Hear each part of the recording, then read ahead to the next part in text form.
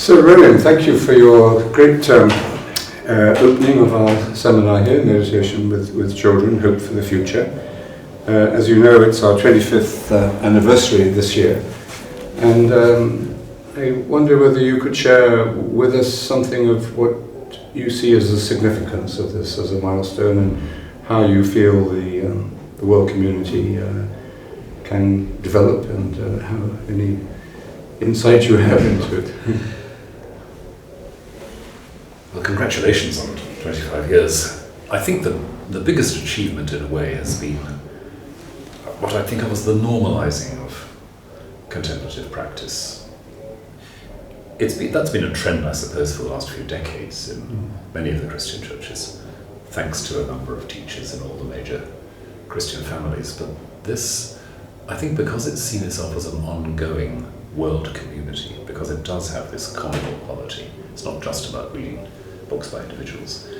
This has done a lot to give people the sense that meditative and contemplative practice are not kind of elite activities for a minority. They really are part of the normal identity of your practice. That's quite something to celebrate. You spoke in the Synod about contemplation as central and as constitutive of Christian life, identity, and sort of the source of unity, really. Could you reflect a little on the ecumenical nature of the world community as it has been formed through contemplative prayer? That ecumenical identity has been hugely important for the world community, those who've been around it. And I know so many Anglicans and others who've been deeply marked by that. I think it illustrates the basic point that when you enter into this world that is contemplation, you don't just carry with you or carry over all the tribal habits and identities that you bring. This is a space that is not owned by one confession or one tradition. And I think that idea that we're in a place that nobody owns, and yet where you can feel at home, is really transfiguring for the ecumenical encounter. Thank you. And could you say a word about how you see John Main as a teacher of contemplation in our time? John Main was one of those people who I think knew how to read. That is, to read the tradition in a way that wasn't just detached or scholarly, but to read in a way that assumed, well, I'm reading something about me, and if I'm reading something about me, I need to be able to make it about other people too. So absorbing and reflecting that deep early Christian tradition, making it so straightforward, so accessible. Certainly one of the great figures of the last century or so, in just, to use the phrase I used earlier, normalizing the contemplative life. One of the ideas that I'm going to present to our National Coordinators meeting in the next few days is, and which we've consulted with already about, is the idea of a new centre. I spoke about this with you on a few occasions. We're coming closer, I think, to realizing that. And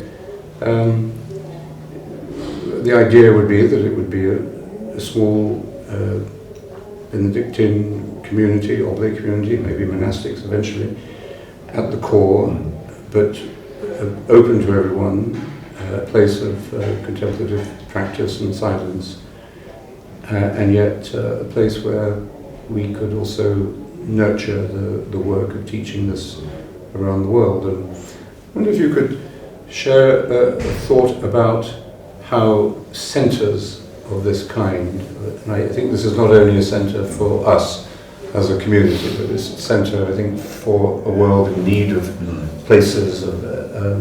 Could you share a word about how you see that?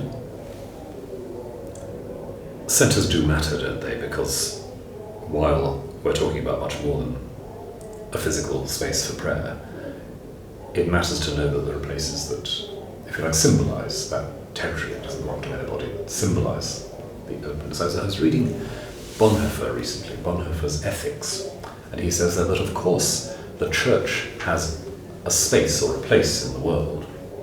It can't avoid it, it's an incarnate reality.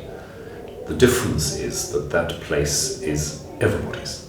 And how the church manages to be itself, to occupy its own place, and yet to be a place for everybody. That's the same kind of challenge in a way with any Christian centre or Christian community. Yes, this is us, but being us means being there for, being there hospitably and welcomingly for everybody. And that's why, says Bonhoeffer, the church should never be fighting for its place in the world, because that's exactly to get it upside down. Yes. So I think the notion of a centre where this can be fleshed out a bit is really significant. And it's fascinating to see how the fleshing out of the life in a particular place has mattered in lots of contexts, like These over the last half century, or Bose. Here's where they do it. And it doesn't mean you have to go off and reproduce it. But you can come, you can expand, relax into that, you can be nourished by it and then go and feel reinforced in your witness elsewhere. But it's interesting how places soak up their histories, and you can press and squeeze a little when you're there, and that history comes through. Yeah. And people now are, I guess, rather more sensitive than they were maybe 30 years ago to holy places, Yes. and understand something of how, in this very mysterious world we live in, where our material environment is shot through with significance of communication, as even scientists will tell us, unsurprisingly, places, material environments do speak, do convey something rich. Thank you. And finally, you've recognised and you've spoken very encouragingly on many occasions to us and elsewhere about the importance of teaching meditation to children. And there's just one aspect I'd like to ask you to talk about, and that is the fact that we teach meditation not as a technique, not just as mindfulness, not just as relaxation, obviously, as you know. But we often will find ourselves in contemporary classrooms, for example, where there's even if it's an Anglican school or a Catholic school, there'll be a very small minority of children who have any kind of religious practice or family environment, and often there will be, a predominance of Muslims or other traditions, or none. And yet, it does seem that we can share and teach this in its most radical simplicity and directness to that kind of classroom of children. Can you reflect on what that means, and what do you see any? Well, how do you see that as an opportunity, as a challenge, or how do you say it?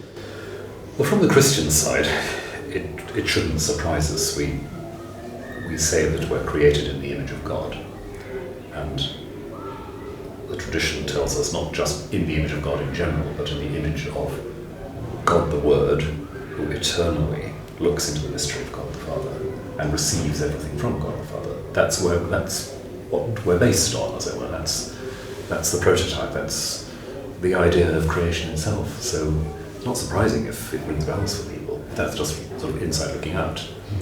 Outside looking in, I think what people recognize is here's a discipline, here's a vision which allows me to go into where I am, to be where I am, without haste, without squeezing experience out of it.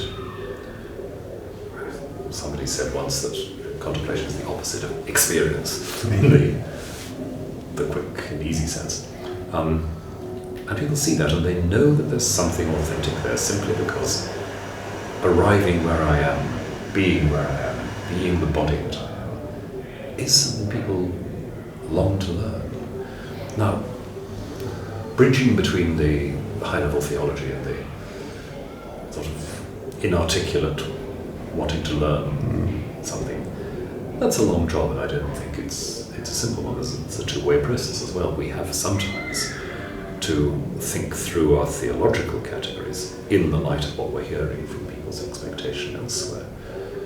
The words which may be to us obvious bits of theological theory and yet not convey very much, we need them to be bodied out by what people say to us, and we think, oh, so that's what I'm talking about. I've been using these words all these years, now I see what I'm talking about when someone says, that's what I'm looking for, or that's what I'm receiving. I think that's a great moment when here are we as Christians banging on about our theological concepts, and somebody comes and says something, you think, do you know, that's it, I've never noticed it.